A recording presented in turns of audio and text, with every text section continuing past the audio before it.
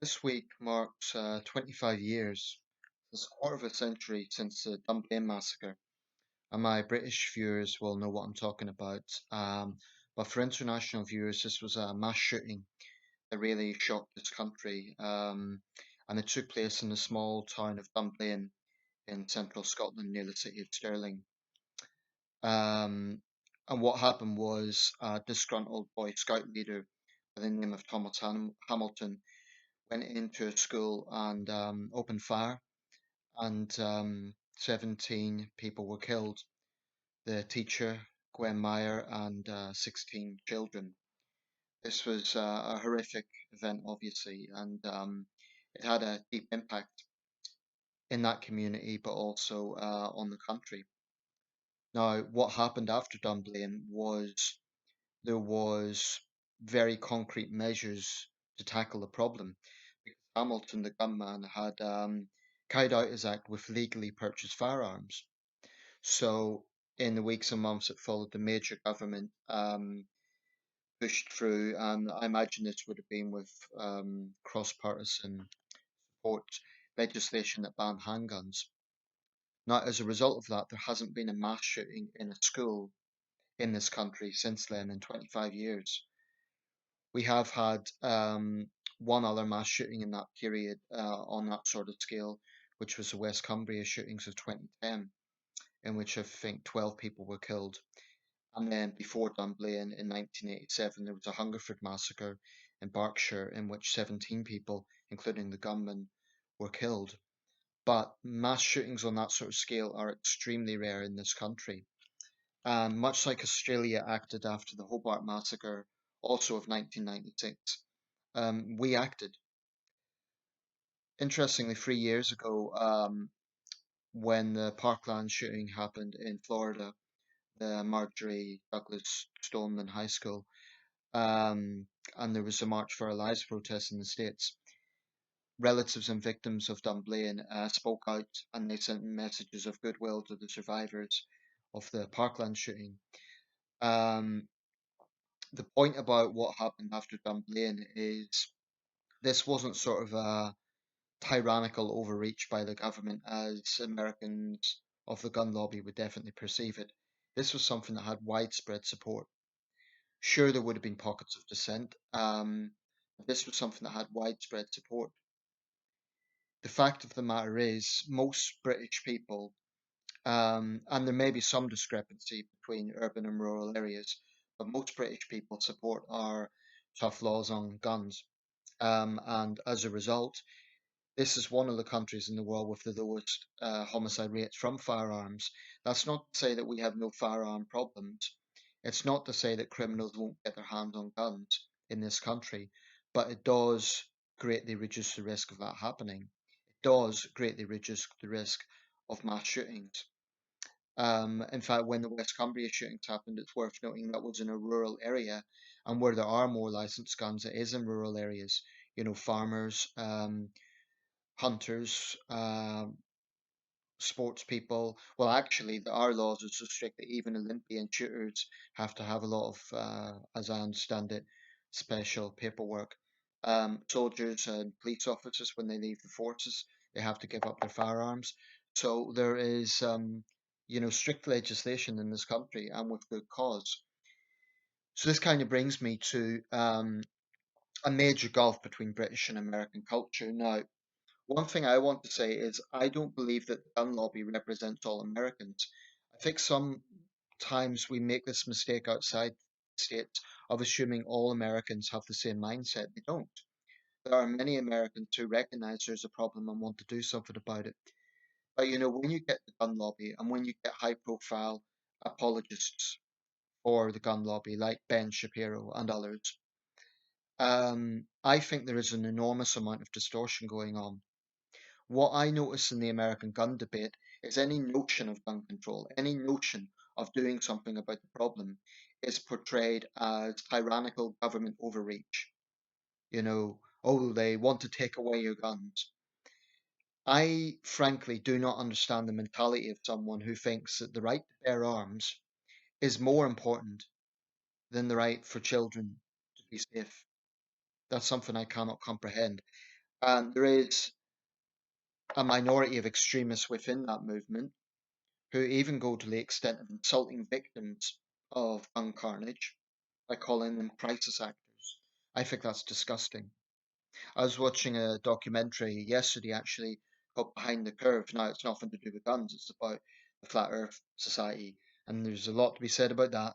But one woman who was involved in that movement, she came out and said that she didn't believe the Boston Marathon bombing because, on the grounds that she hadn't lost her legs.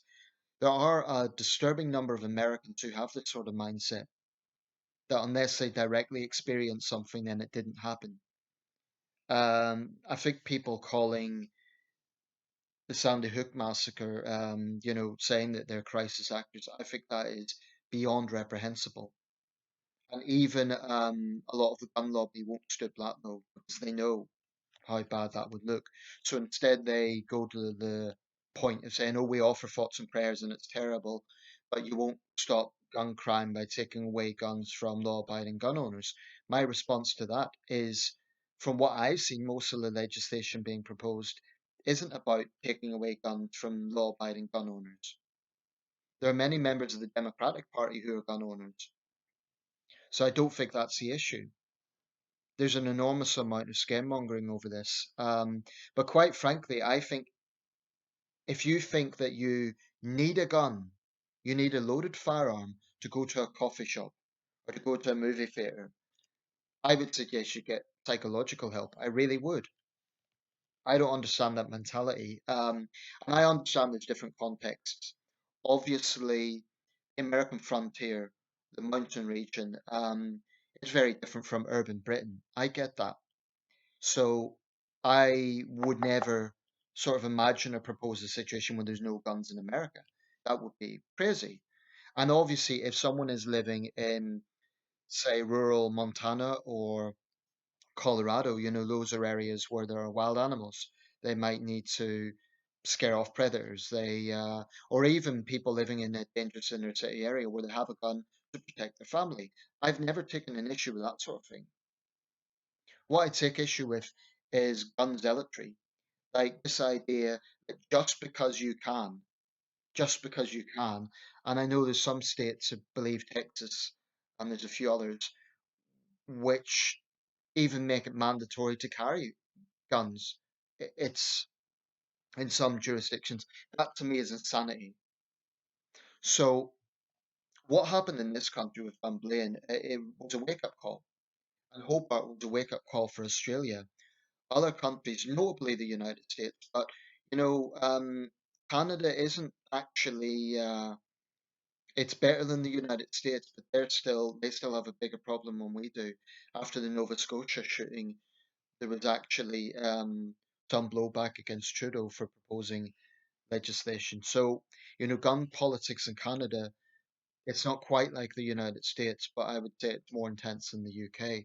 And again, Canada has frontier regions, and there's maybe a context to that. But I just cannot comprehend the argument of the American gun lobby that the right to have a loaded firearm in a public place somehow trumps the right of public safety. That to me is insanity. Insanity. And I haven't seen Ben Shapiro or any other gun apologist counter that reasonably because they can't. So instead, I'm focusing on Ben Shapiro because he got into a very heated argument, I think it was with Piers Morgan, but you know, all he does is deflect and go on. He'll respond to questions with more questions and more questions. It's one thing I don't like about Shapiro. I think he's a smart guy. He can hold his own, but he won't answer questions. He just deflects and you just bombards people with loads of other questions, which is it's clever in terms of a debate strategy because it's a very deflective maneuver, but I think it's a bit of a cop out. Um, and I'm just very grateful to live in a country where we don't have a gun culture on that sort of level. This is not to say that guns are totally banned in the UK. Farmers can have guns for obvious reasons, protecting their livestock. Olympians, that is, Olympian shooters, can have special licenses to have guns. Some police units are armed. counter-terrorism officers and so on.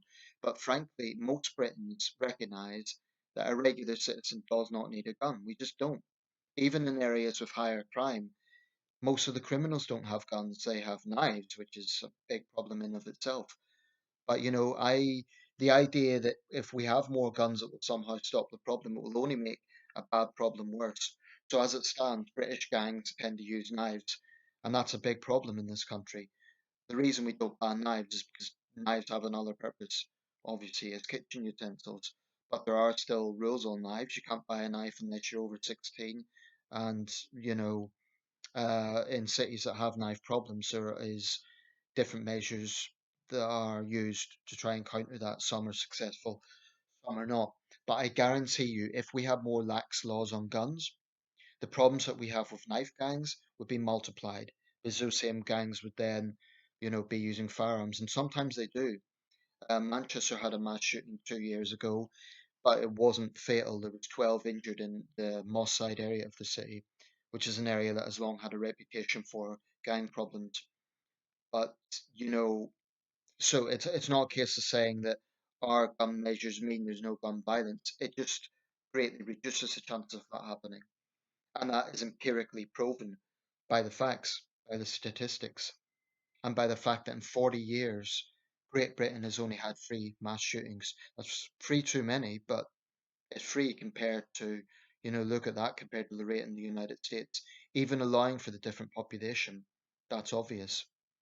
Um, Northern Ireland is a bit different because of the Troubles. There was more violence there, but I'm talking about Great Britain.